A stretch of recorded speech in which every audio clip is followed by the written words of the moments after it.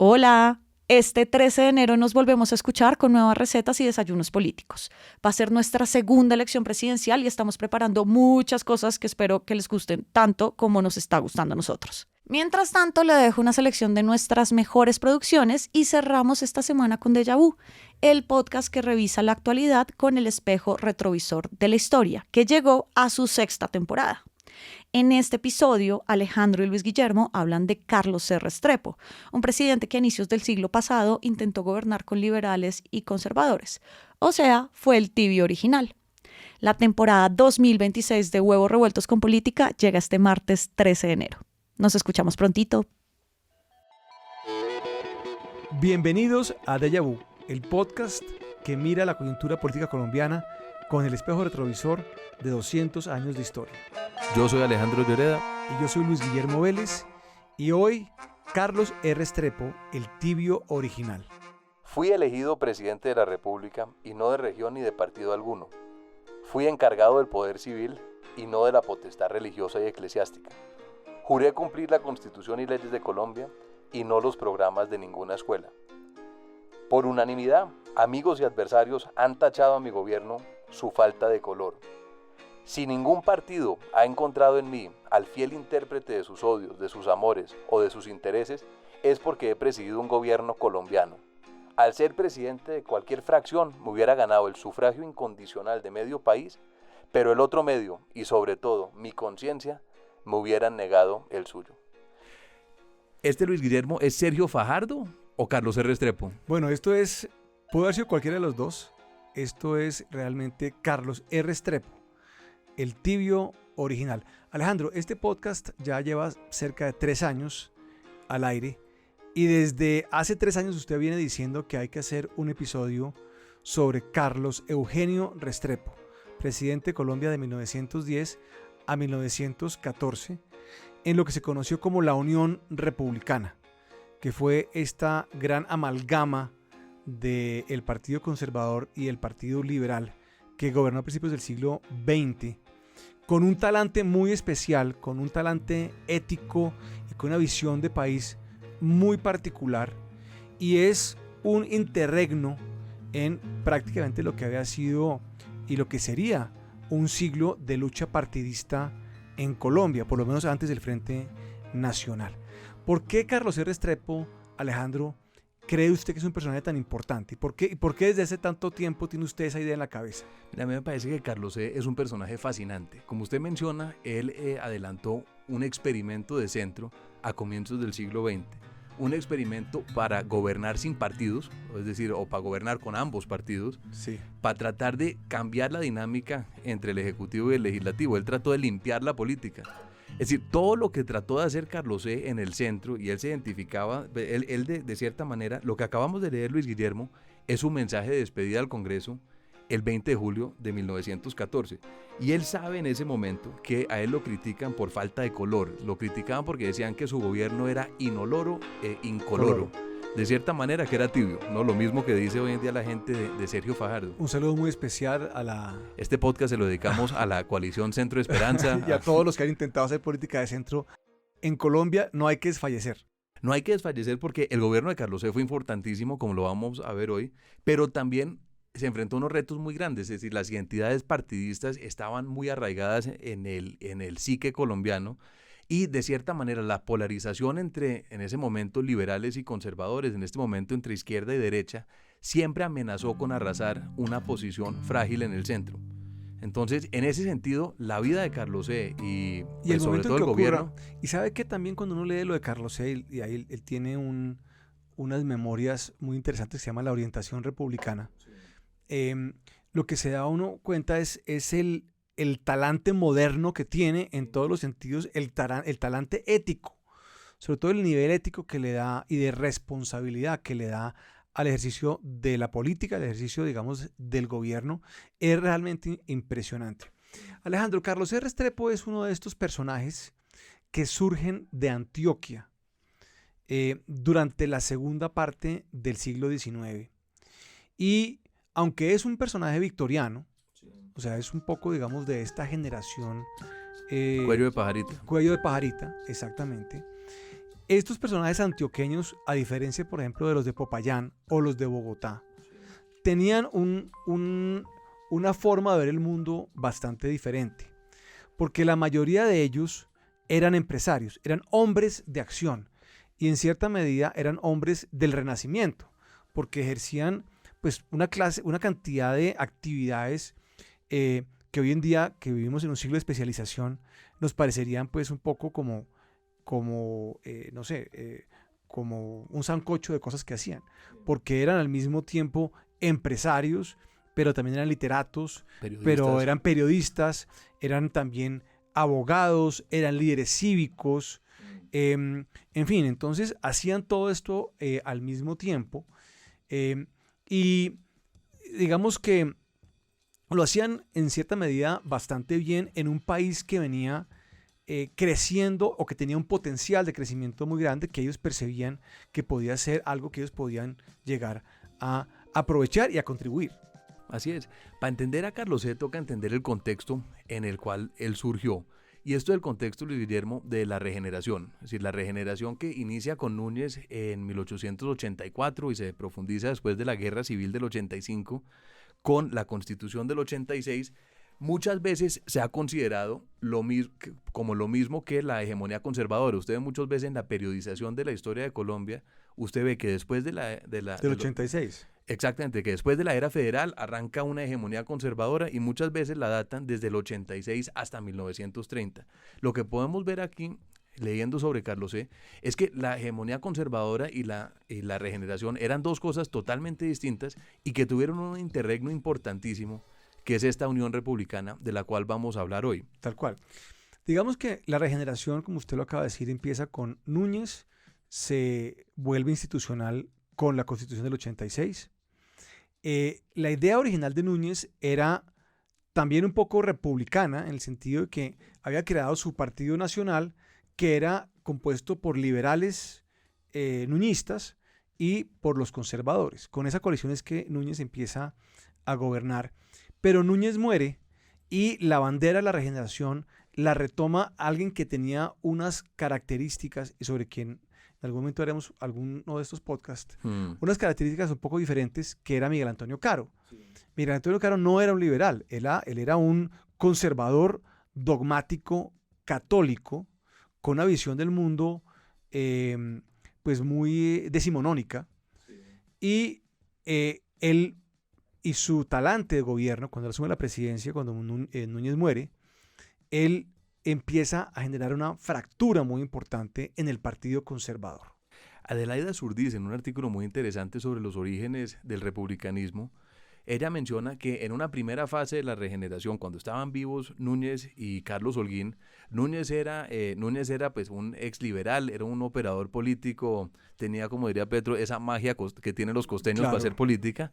Carlos Holguín era... Sin ser muy carismático, porque sin ser muy carismático, vivía pues aislado, vivía en su casa en el Cabrero o en un barco fondeado en la bahía de Cartagena, pero era el que manejaba el poder. Y Carlos Holguín, muy bogotano, a él le decían el caballero de la política, él era capaz de forjar consensos.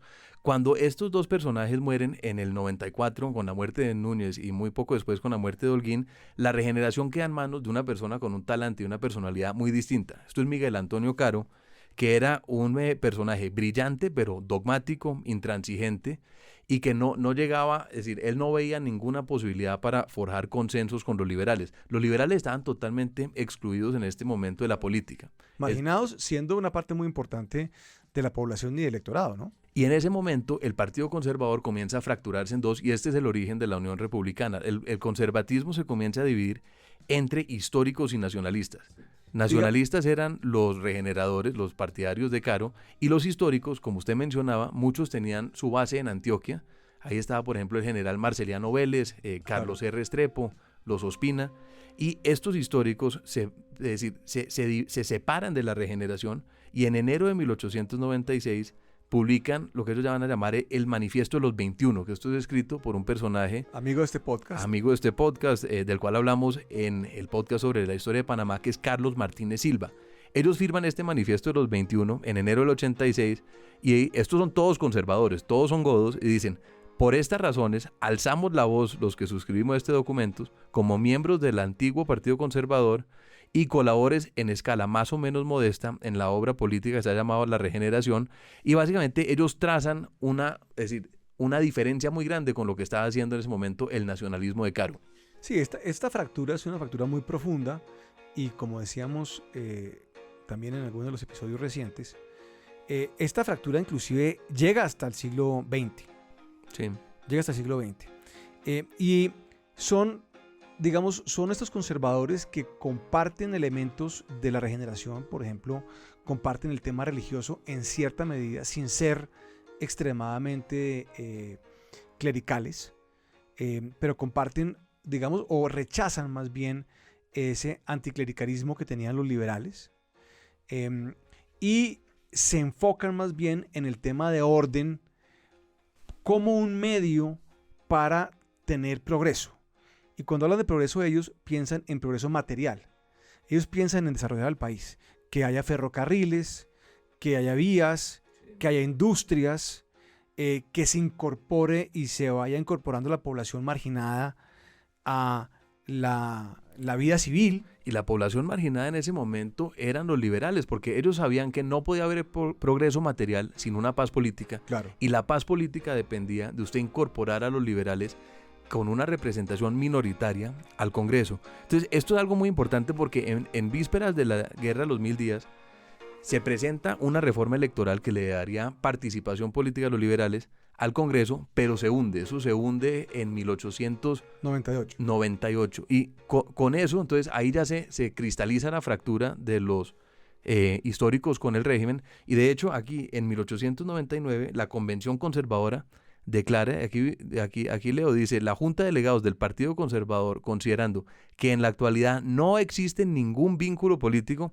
entre el gobierno, que es nacionalista, y el Partido Conservador, y ahí arranca. Claro. Es decir, ya para ese momento los conservadores históricos estaban de franca pelea con la regeneración. Y esa pelea pública que se da entre históricos y nacionalistas es el mensaje que el Partido Liberal está esperando para lanzarse la guerra de los 1000 días, que es un desastre loco. Eso sale mal. Eso sale tremendamente mal.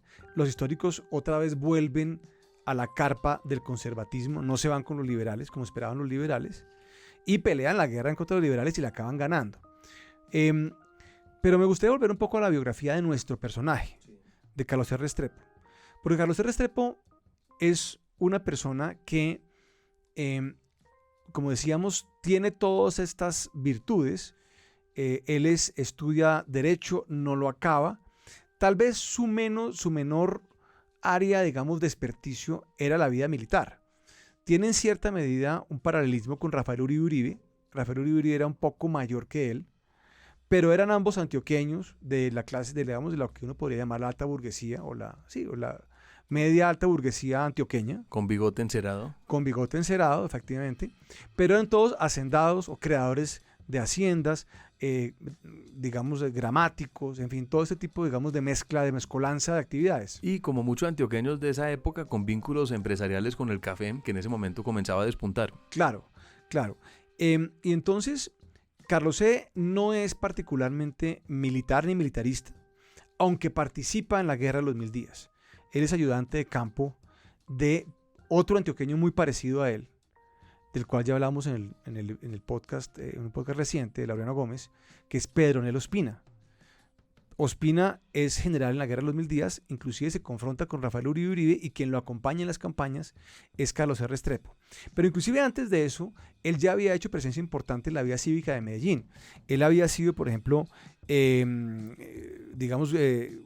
fundador de la Lotería de Medellín, había sido fundador de la Sociedad de Mejoras Públicas de la ciudad.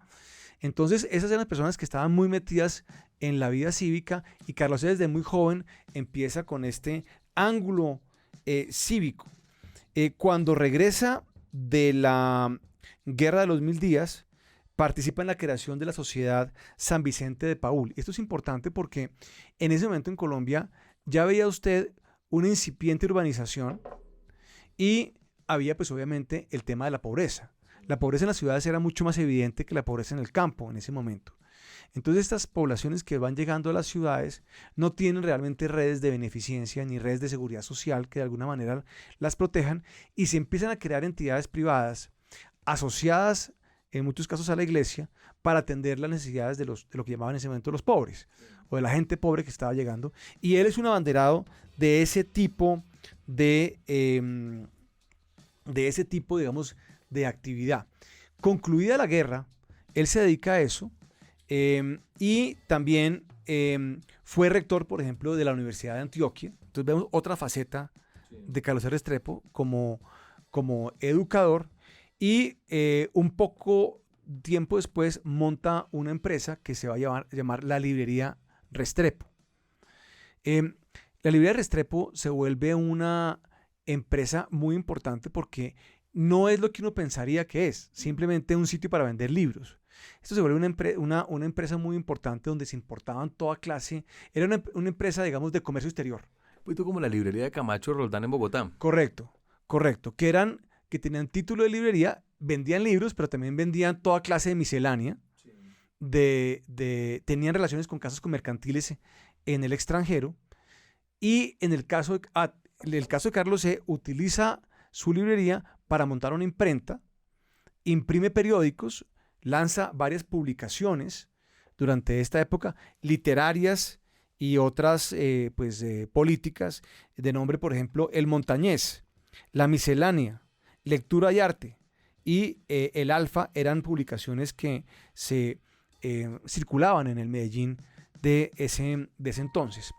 Pero más importante aún que este negocio que él monta, que es muy exitoso, es que Carlos C. se vuelve un agente mercantil de los exportadores de café, en particular de Adolfo Held, de la Barranquilla Hanseática, que es un exportador muy importante, de los más importantes de café, particularmente de Alemania. Y lo que hacía es que Carlos C. le compraba, actuaba como intermediario, comprando el café en los cultivos cercanos a la ciudad de Medellín o en las poblaciones cercanas a Medellín, y a través de la casa Helt se hacía la exportación y él se ganaba una comisión. Es muy exitoso como empresario durante estos primeros años del siglo XX. Él entra en la política en el quinquenio de Reyes, porque después de la regeneración, en 1904, a Marroquín lo reemplaza Rafael Reyes. Rafael Reyes había estado ausente de Colombia durante la Guerra Civil de los 1000 días. Reyes llega a Colombia en 1904 y él está inspirado por Porfirio Díaz en México. De hecho, se parecen también bastante, y él llega con una visión positivista en el sentido de que toca desarrollar a Colombia. Él hace unas alabanzas del ferrocarril. Él considera que el progreso material de un país se mide en kilómetros de ferrocarril, en toneladas de hierro, en números de escuelas, y él comienza entonces a cambiar el enfoque político que venía de la regeneración. Reyes hace algo muy importante. Reyes permite que los liberales tengan una representación en el Congreso, que era pues, el motivo de la guerra de los 1000 días. Reyes termina implementándolo, pero Reyes tenía unas tendencias dictatoriales, unas tendencias autocráticas muy claras, y Reyes termina a través de la Asamblea Nacional Constituyente ampliando su periodo de los 6 años, que era lo que inicialmente permitía la Constitución del 86, a 10 años. Estos no los termina cumpliendo todos, cumple solamente 5 años, porque en 1909 la oposición a Reyes se comienza a cristalizar alrededor de la Unión Republicana. Alejandro, hablemos un poco de estos positivistas latinoamericanos que son muy interesantes. Usted mencionó a Porfirio Díaz. Sí. Más administración. Y menos política y más administración. Exactamente. Ese era como el mantra de todos ellos. Pero era un movimiento que se estaba dando en toda la región. Sí. Se había dado también en Brasil, hasta a la fecha, digamos, el eslogan del país, o qué sé yo, el orden y progreso. Es orden y progreso, está en la bandera brasilera. Julio Argentino Roca, por ejemplo, en Argentina también por esta época quería expandir el país, llevar los ferrocarriles, modernizar. Esto era integrar el país, traer inmigrantes europeos, por ejemplo, era también otra de estas cosas que promovían este tipo de gobiernos. Y Rafael Reyes cae, digamos, es calcado de este modelo, que es un modelo progresista, pero también autocrático. O sea, ninguno de estos eran unos demócratas, Julio Argentino Roca ni Porfirio Díaz. Y progresista no en el sentido de Gustavo Petro No, y del no, Partido Progresista, o sea, sino no de ellos creían políticas en trans, Sí. no creían no eran woke. no eran woke, no. Pero ellos eran progresistas en el sentido que ellos creían en el progreso material y que la mayor urgencia que tenían estos países era salir del subdesarrollo. ¿Cómo se salía del subdesarrollo? Con inversiones en infraestructura, promoviendo la industria. Entonces, esto es el zeitgeist del momento en América Latina. Usted menciona entonces a Porfirio Díaz, él tenía unos ministros que en México les decían los científicos. Claro, unos tecnócratas. Unos tecnócratas. Todos estos eran inspirados de manera como curiosa en un filósofo francés que se llamaba Augusto Comte, que era un sociólogo, que era pues el padre del positivismo filosófico, pero pues eso puesto en práctica, pues no, era ya un movimiento más enfocado, era en progreso material. En Brasil usted también tenía pues el positivismo de Comte. Brasil alcanzó a llegar a tener una religión positivista. Ah, bueno, esos se fueron más allá, como pasa en Brasil, ¿no? Brasil siempre es más, y la Argentina, Colombia siempre acaba siendo un poco más moderado. Y el proyecto, digamos, materialista, progresista, autocrático de Reyes no funciona. No funciona, aunque él empieza su mandato con bastante apoyo de los liberales y de los históricos. Tiene un enemigo muy potente que es Miguel Antonio Caro, que sigue siendo, y los nacionalistas. Sí. Los nacionalistas ganan la guerra de los 1000 días, pero pierden la paz. Sí. Eso es muy importante dejarlo claro porque no son ellos los que van a gobernar. La regeneración llega realmente hasta 1902. Y Reyes se instala en el 4 y intenta hacer sus reformas, el Congreso se las bloquea y él básicamente cierra el Congreso y convoca esta Asamblea Constituyente en la cual hay una participación de una tercera parte, o creo que es una tercera parte tal vez, de liberales. Le extienden el mandato durante 10 años para que haga o sea, para que encajone otra vez o encurse nuevamente el país en el camino del progreso, pero eso sale mal. Y sale mal porque Colombia es muy refractario a los hombres fuertes. Así es, y en 1909 comienza a unirse un grupo que se llama la Unión Republicana. Esto es una unión de liberales y de conservadores con ideas promovidas por Carlos Martínez Silva, que Carlos Martínez Silva hubiera sido, junto con Carlos E., el otro gran faro ideológico de la Unión Republicana. Pero Martínez Silva fallece en 1904 cuando vuelve de Washington. Eso lo hablamos en el episodio de Panamá. Pero para 1909, ahí sí firman lo que sería, Silvio y Guillermo, un gran acuerdo nacional. Y ellos lo llaman, aquí abro comillas, las bases de un programa que sirva de derrotero a todos los que, libre de prejuicios y desnudos de banderizas pasiones, quieran trabajar mancomunadamente para sacar a la patria colombiana del estado de prostración. Esto incluye muchas cosas. Esto incluye lo que van a ser las bases de la reforma constitucional de 1910. Esto es, aquí voy leyendo, el reconocimiento de la representación de las minorías. B, establecimiento de responsabilidad del presidente por actos administrativos.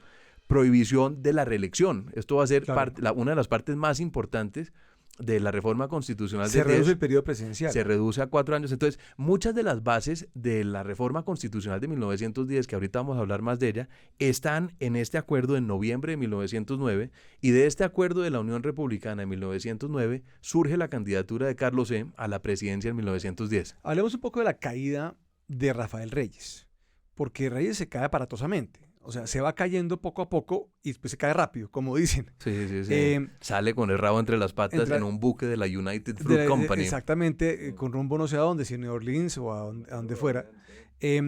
Y se cae, digamos, la causa eficiente de la caída, como dirían los jesuitas, de Reyes, es el Tratado Cortés-Ruth. Sí. El Tratado Cortés-Ruth, que es el antecesor del Urrutia Thompson. Sí. Que le firman precisamente en el gobierno de Carlos R. Restrepo. Ese tratado básicamente establece los límites y las relaciones con Estados Unidos. Sí. Y fija los límites entre Colombia y Panamá, y Colombia, digamos, y Estados Unidos. Pero a diferencia del Urrutia Thompson, no trae el tema de la indemnización. Sí. Es un tratado, digamos, simplemente para poder normalizar. Reyes tenía con razón una obsesión. Y es que si yo no puedo hacer que el país se modernice, traer inversión extranjera, que es lo que necesitamos acá. Y ya estaban despuntando las concesiones petroleras. Petroleras, claro, ya, exactamente. Y él mismo había otorgado, Reyes había otorgado concesiones petroleras importantes, entre ellas la concesión de mares. Pero Reyes dice, aquí no se puede, el país no puede progresar o salir adelante si no normaliza estas relaciones con Estados Unidos. Es fundamental. Pero había una resistencia a eso en Colombia brutal, sobre todo de los nacionalistas. Claro. Entonces, Reyes se desgasta tremendamente en esto y también se desgasta pues por sus, digamos, su talante autoritario. Había mandado un poco de estos notables a la prisión por allá, no sé en dónde, en la Casillas Meta, Sí. que eso era un destierro pues donde se morían todos de malaria. Y entonces él ya era impopular, no tenía apoyo, la constituyente que tenía mediante la cual gobernaba se estaba desencajando. Y decide pues abandonar el poder básicamente. Sí. Y ese abandono del poder se lo deja en manos de un general, un antiguo general de la guerra de los 1000 días, Ramón González Valencia. Y él, digamos, recibe el poder y hay una duda sobre qué va a pasar, si González Valencia va a seguir gobernando o no, si Jorge Holguín va a seguir gobernando o no, en fin, hay como un vacío de poder y es la Asamblea Constituyente de Reyes la que toma la decisión de elegir un nuevo presidente. Y con eso dejamos para una breve pausa. Hola, antes de arrancar quiero contarle algo. En La Silla Vacía llevamos 16 años contando todas las movidas de poder, el detrás de cámara de la toma de decisiones que le importan y la realidad de cómo se hacen las campañas políticas. Y en 2026 queremos seguirlo haciendo. Cubrir las elecciones como usted y yo sabemos que solo La Silla las cubre. Pero tenemos un desafío. A partir del próximo año vamos a perder el 40% de nuestra financiación. Y por eso necesitamos de su apoyo. Donando a La Silla Vacía podemos seguir cubriendo el minuto a minuto electoral, investigar con reportería seria el destino de los recursos públicos y haciendo contenido de calidad, como este. Para que la desinformación no defina las elecciones, considere donar hoy. Todos los detalles para hacerlo están en la descripción de este episodio. Luis Guillermo, entonces estamos de vuelta y el 15 de mayo de 1910 el presidente González Valencia instala la Asamblea Nacional Constituyente convocada por la mayoría de las municipalidades. Estos son 470 consejos municipales y esta Asamblea Constituyente elige el 15 de julio como presidente a Carlos R. Restrepo, representando a la Unión Republicana, que como ahorita vimos era este grupo de oposición a Reyes que se había formado a finales de 1909. Alejandro, Carlos R. Restrepo es un poco parecido a la elección de Iván Duque. O sea, quien pasó pues de ser un funcionario en el vida de presidente de Colombia, más o menos. Pero no me reduzca a Carlos R. Restrepo, a Iván Duque, por favor. No, Carlos R. Restrepo para mí es uno de los grandes presidentes de este país, sumamente subvalorado. No, pero me refiero a que Carlos R. Restrepo pasa de ser presidente de la Cámara de Comercio de Medellín Sí. a ser presidente de la República. Sí, bueno, o sea, cierto, digamos, con un breve periodo con un solo periodo de congresista en el medio. En el medio, pero eso digamos, eso sorprende muchísimo. O sea, Carlos R. Restrepo no está en la fila india. Nadie lo tiene a él en la cabeza. Si usted le hubiera preguntado 6 meses antes de esa elección a alguien que cuál era el próximo presidente de Colombia, nadie le hubiera dicho Carlos R. Restrepo. O sea, era una persona relativamente joven para ese entonces. Debía estar rondando, qué sé yo, tal vez, no sé, tendría 40 y pico de años. Y pues llega esta coyuntura, él sí había participado en estas movilizaciones y en estos, sobre todo en el movimiento en contra de Reyes, con esta idea republicana, que es una idea que había estado ahí desde el fin de la guerra de los 1000 días, y llega a la primera magistratura. Y yo creo que toda esa energía que tenía y esas ideas se empiezan a implementar muy rápidamente, y uno podría decir que su gran logro, aunque hay muchos más, es esta reforma a la Constitución. Carlos E. llega con los votos de los conservadores, con la mayoría de los conservadores y los liberales republicanos de la línea de Benjamín Herrera. El liberalismo también estaba dividido Claro.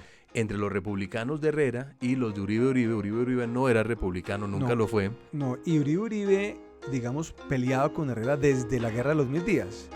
No se podían ver en pintura, o sea, eran enemigos y habían habían segmentado el partido entre los dos. Sí. Y él llega con la idea de hacer un gabinete de unión entre los partidos. Ya Reyes había nombrado un par de liberales en su gabinete, Sí. pero ya Carlos E., como dicen, aterriza e implementa esta idea de la Unión Republicana, de hacer unos gabinetes entre los dos partidos. Esto era algo relativamente nuevo. Si algo distingue a Colombia, Luis Guillermo, en la política latinoamericana del siglo XIX, es un bipartidismo desde 1848. Esto es muy exótico en el resto de la región para este momento, Claro, donde usted tiene dictadores y tiene unos presidentes autoritarios. Entonces, la idea de Carlos E. de hacer esta unión republicana entre los partidos es algo nuevo. Es el canapé republicano. El canapé republicano lo llaman así porque todos se sientan en el mismo sofá. Claro, se sentaban. Entonces esto le chocaba a cierta gente, a los más dogmáticos de cada uno de los partidos, por razones ideológicas y también por razones de oportunidad política. Era claramente el caso de Rafael Uribe Uribe. Él criticaba al canapé republicano de una manera muy agria, pero después sería parte o apoyaría el gobierno de José Vicente Concha, que sería el que seguiría después. ¿Quiénes eran los jóvenes republicanos que se unieron a Carlos E.? Nosotros en el episodio de Laureano Gómez hablamos de la generación del centenario. Y ahí están estos jóvenes que comienzan a entrar en la política en 1910, que es el centenario del centenario de 1810. Y entonces usted tiene gente como, por ejemplo, Olaya Herrera. Enrique Olaya Herrera entra al gobierno de Carlos E. como canciller, siendo muy joven, teniendo 30 años.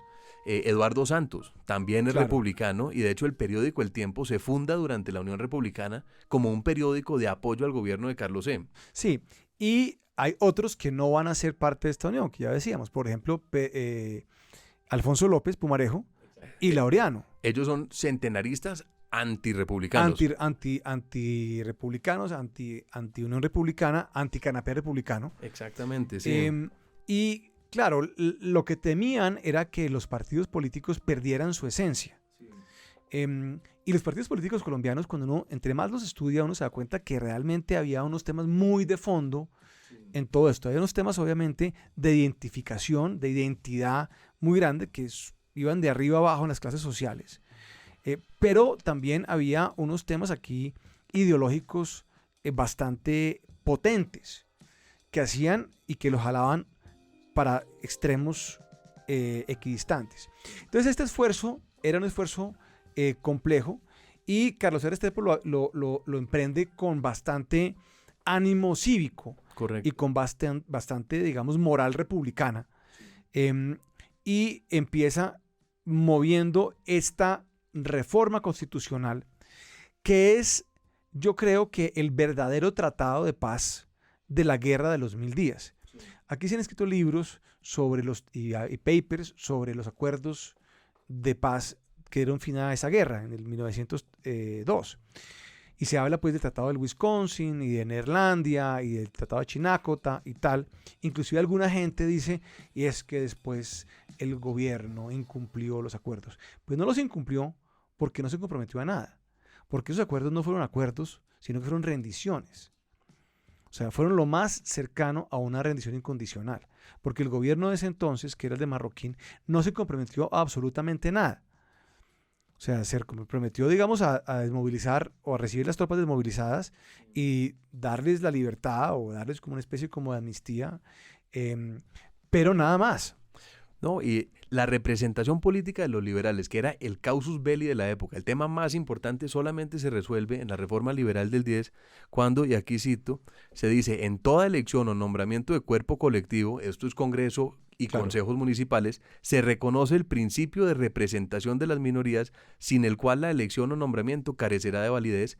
Este derecho consiste en que la tercera parte de los miembros de la corporación, cuando menos, represente a la minoría. Claro. Esto es la reforma del 10. Del 10, bueno, son muchas más cosas, ahora vamos a ver cuáles más, pero esto se da en el 10, entre otras cosas porque en el 9 había ocurrido algo muy importante, y es que se había muerto Miguel Antonio Caro. O sea, con Miguel Antonio Caro dando vueltas todavía por ahí, esto hubiera sido muy difícil. Y fue muy difícil. Entonces ya tenía que pasar, trascender la regeneración completamente o sus remanentes para que esta reforma se pudiera dar, y se da con un gran consenso. Digamos que esta reforma lo que busca es limitar los excesos presidenciales y centralistas, pero sobre todo presidenciales, que traía la Constitución original de Caro, que le daba, o sea, el presidente era casi que no me gustaría usar la palabra, pero es descriptiva, un cuasi dictador. O sea, nombraba alcaldes, nombraba gobernadores, inclusive podía, la facultad de estado de sitio era muy extendida, podía legislar libremente con el estado de sitio, por ejemplo. Tenía 2 periodos de 6 años. Tenía 2 periodos de 6 años, que eran pues 12 años. No se movía una hoja sin que el presidente dijera. Y lo que busca, bueno, y también aquí un tema importante, Alejandro, es que Caro intenta acabar con los partidos por la vía a las malas, sí, creando su partido nacional y excluyendo totalmente a los liberales. Y en cierta medida el republicanismo intenta acabar con los partidos, aunque no acabarlos, pero por lo menos diluirlos a las buenas, ¿no? Yo creo que más que acabar con los partidos, lo que intentó hacer Carlos C. es un tema más de tolerancia política y de moderación. Él lo llamaba una orientación, un poquito como un talante. Él después intentó montar el Partido Republicano, en eso sí fracasó, pero sí hizo sí dio un gran ejemplo de respeto a la oposición. ¿Sí? Esto lo llamaba Eduardo Santos, que el republicanismo iba a ser, y esto es una frase famosa, como algodón entre 2 vidrios. Esto, claro, por un lado evita que tengan fricción, pero por otro lado Luis Guillermo también termina aplastado. Claro, y es lo que acaba pasando.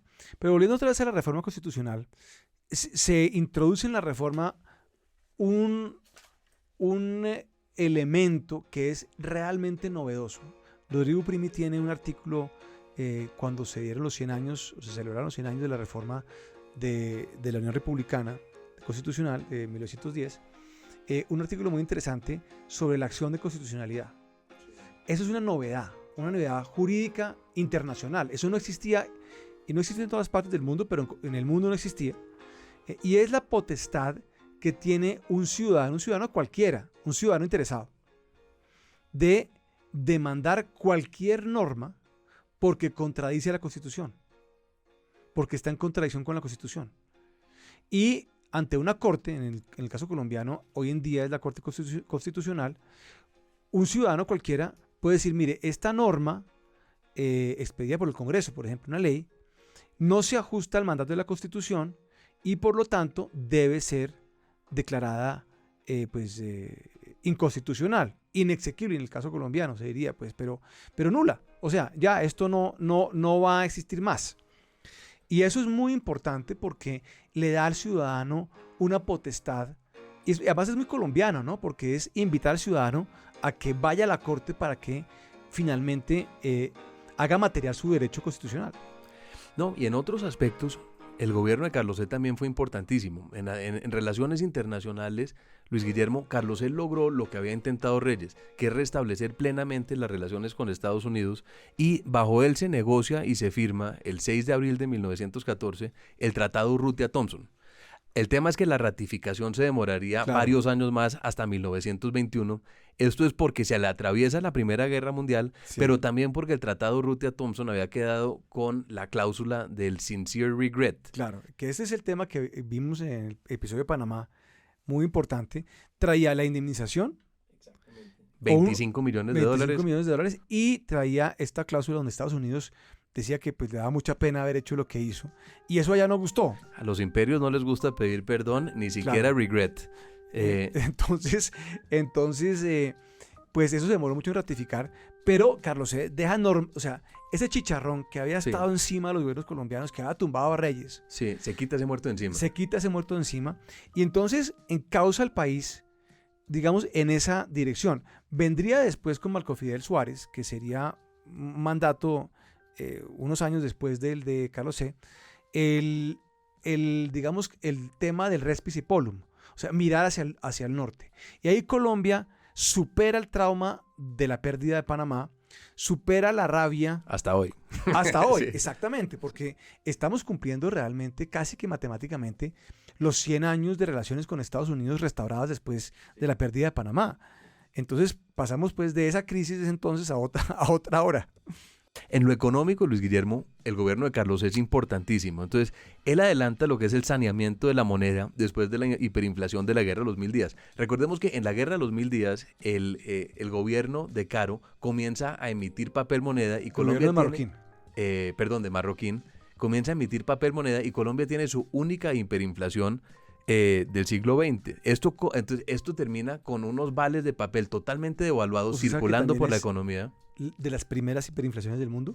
Sí, porque el gobierno para financiar la Guerra de los 1000 días encendió la imprenta. Estos 20 y pico años antes de la República de Weimar, cuando ya hay papel moneda, entonces pues aquí les dio por imprimir como locos y destruyeron obviamente pues el soporte de la moneda. Entonces, sanear la moneda, esto era una tarea pendiente y el gobierno de Reyes lo había intentado con un banco central y con una junta de amortización, pero no es sino hasta 1909 que ya la Unión Republicana crea la Junta de Conversión para cambiar el papel moneda y volver al patrón oro. El Sí. patrón oro era una moneda sana respaldada por reservas de oro. Esta moneda sana había desaparecido en 1885. Entonces, el trabajo de saneamiento de la moneda es importantísima y en finanzas públicas, Carlos era un ortodoxo fiscal. Él aumenta las rentas públicas de 11 millones a 18 millones y medio de pesos al año, es un aumento muy importante, y por fin paga la deuda externa que estaba pendiente desde 1824, Sí, claro. la que habíamos hablado en los episodios con el embajador de Inglaterra, Sí. los empréstitos Que ingleses, nunca pagamos. que ¿no? nunca- Sí, se demoraron 100 años. casi un siglo en pagarlos, sí. Sí. Eso los paga Carlos E. Carlos C., claro. Y este es el talante, digamos que bastante más,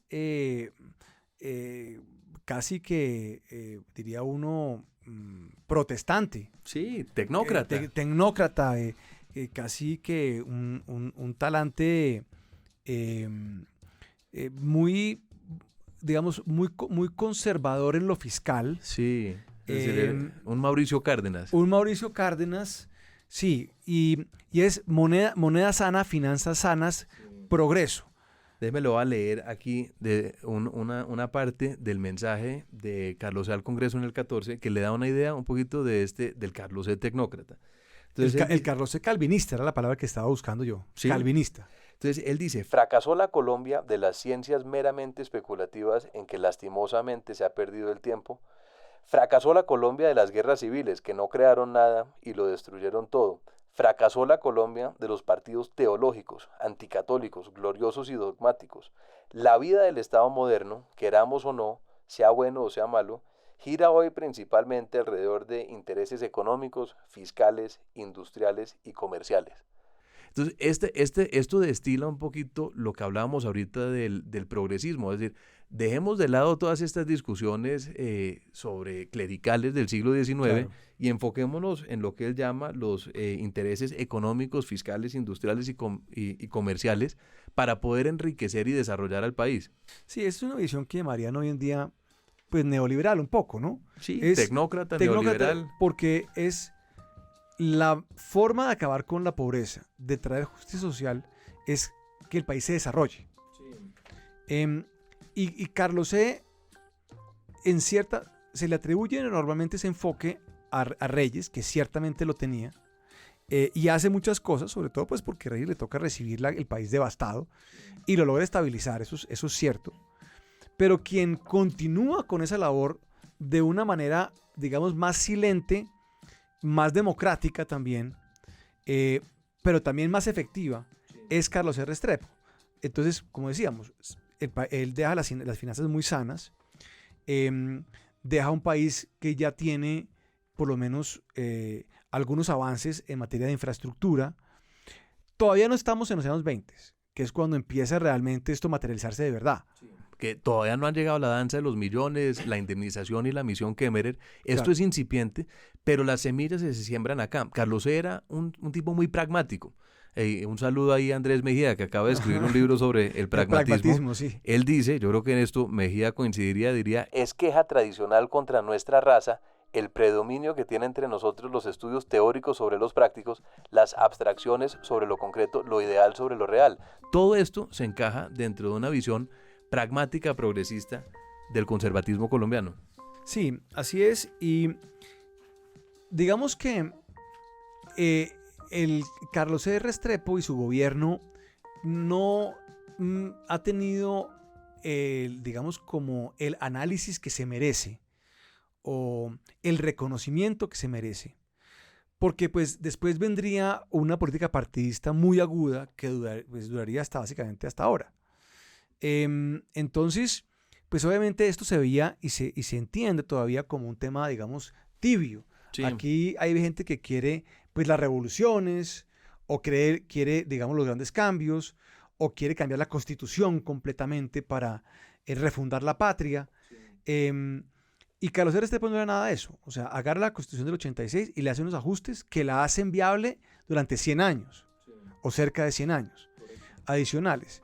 Y crea este talante, digamos, de cooperación y de enfoque en el progreso que no es tan atractivo para generaciones posteriores. Nadie sale a marchar por eso, lo que acabamos de leer Claro. de Carlos C. Eso no saca a la gente a la calle a quema, agitar banderas. No quema banderas No. ni rompe cajeros automáticos con... No.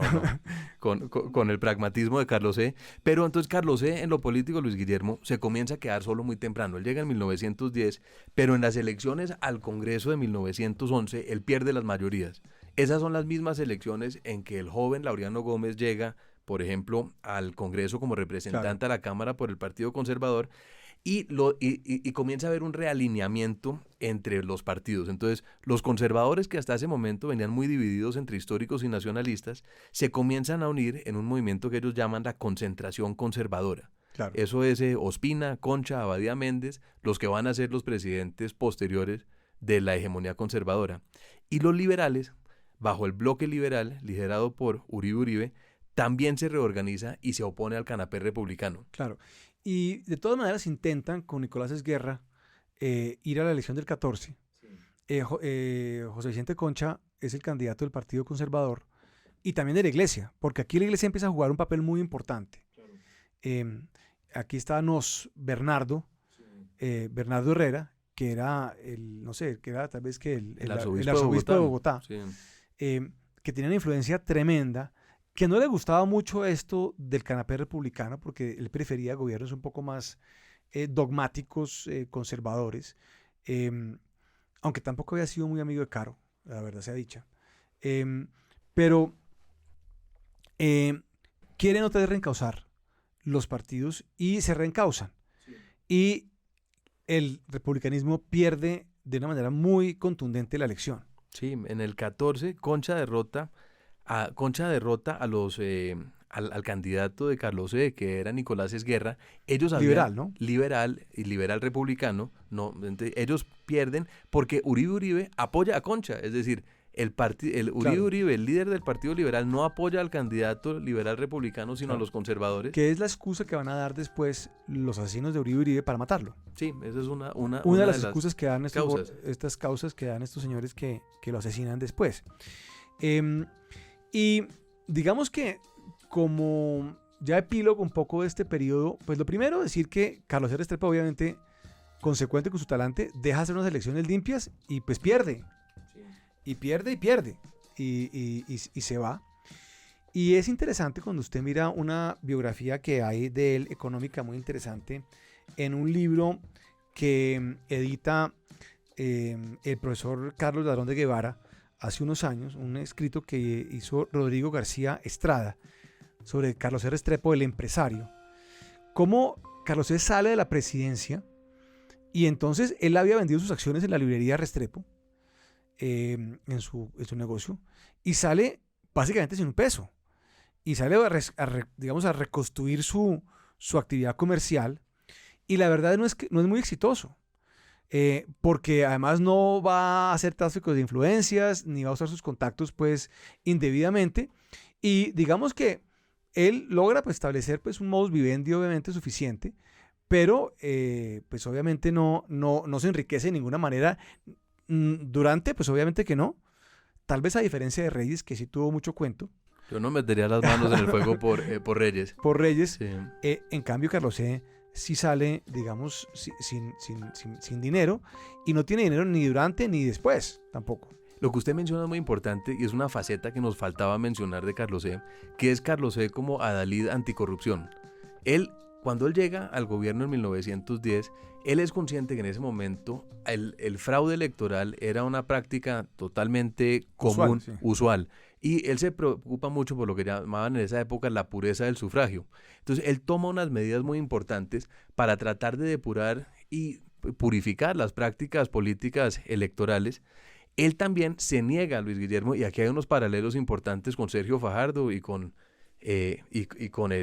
la coalición Centro Esperanza, es el tema del relacionamiento con el Congreso. Entonces, él dice en su mensaje en el 14, él dice que él está consciente que el Congreso nunca lo ha apoyado, que él perdió a las mayorías muy rápido, y él dice, entonces... En vez de convocar a un constituyente. No, pues él dice entonces... Él es consciente de lo que estaba pasando en el momento. Él dice, aquí abro comillas, dice, se forman mayorías por medio del soborno o de la fuerza pública. Se amenaza con la guerra civil. Se cierran congresos. Se apela al infalible plebiscito y se ejerce la dictadura bajo el pretexto de la salud popular. Eso lo pudiéramos haber escrito cualquiera en este momento de lo que está ocurriendo con el gobierno Petro. Exactamente. Es decir, entonces Carlos es una figura muy importante, muy vigente en el momento de hoy, pues por todo lo que hemos hablado. No es una curiosidad histórica. Vale la pena que en este que es un año electoral volvamos a leer la historia de la Unión Republicana. Y yo creo que Carlos E. sí se merece, como la historia siempre describe, como dicen, por los vencedores. Los vencedores no fueron los republicanos. Los republicanos perdieron en el 14 y Nicolás Esguerra, Tomás Isman, Luis Eduardo Nieto Caballero terminaron como periodistas, pero no en el poder. La historia pues se escribió principalmente por los liberales que triunfaron en el 30 o por los conservadores. Por López y por Laureano. Exactamente. Que eran los enemigos. Exactamente. Pero aquí hay una nota interesante. O sea, Carlos E. sigue siendo una persona importante.